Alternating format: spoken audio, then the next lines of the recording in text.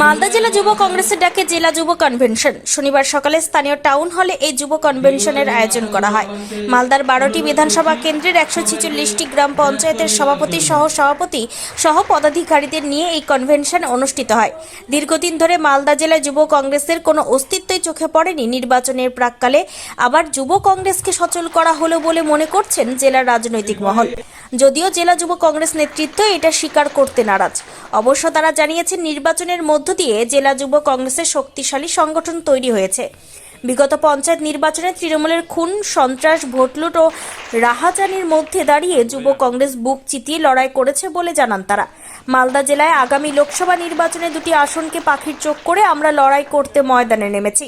কংগ্রেসের নীতি আদর্শে কর্মীদেরকে উদ্বুদ্ধ করতে এদিনের এই জেলা যুব কনভেনশন বলে জানান জেলা যুব কংগ্রেস সভাপতি।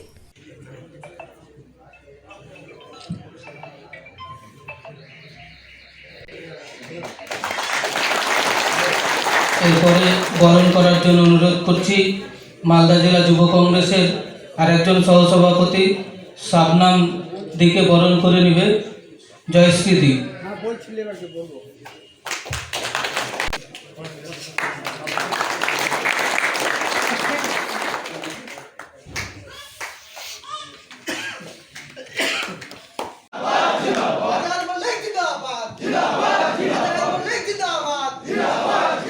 আমাদের মধ্যে এসে উপস্থিত হয়েছেন যুবক আমাদের মালদা ডিস্ট্রিক্টের ভোটারের মিটিং। এখানে আজহার মালিক আমাদের ওয়েস্ট বেঙ্গলের স্টেট প্রেসিডেন্ট এসছেন, আরও লিডাররা এসছেন। আমাদের মালদার মধ্যে আমাদের যুবক ডিস্ট্রিক্ট প্রেসিডেন্ট সওয়ার জাহান এবং আজহার মালিক এরা নিজে অর্গানাইজ করেছেন। এটা প্রোগ্রাম খুব সুন্দর প্রোগ্রাম, কারণ আগামী দিনে আমাদের রাজ্যতে এবং আমাদের দেশে অনেক কাজ চলছে। এগুলো অনেক কাজের জবাব শুধু যুবকরা দিতে পারে। তার জন্য এই সভাটা খুব ইম্পর্টেন্ট। আমি খুব খুশি এবং আমি আমার সহযোগিতা এবং ভালোবাসা জানাই যে যারা অর্গানাইজ করেছেন, আমি আমার ভালোবাসা জানিয়ে এটা খুব ভালো লাগে।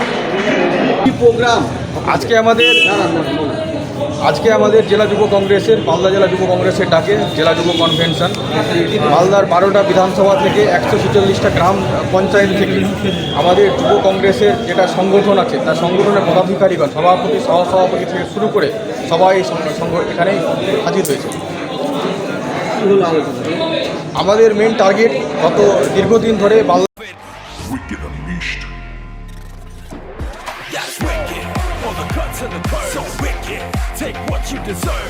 EBS Raider, unleash your wicked.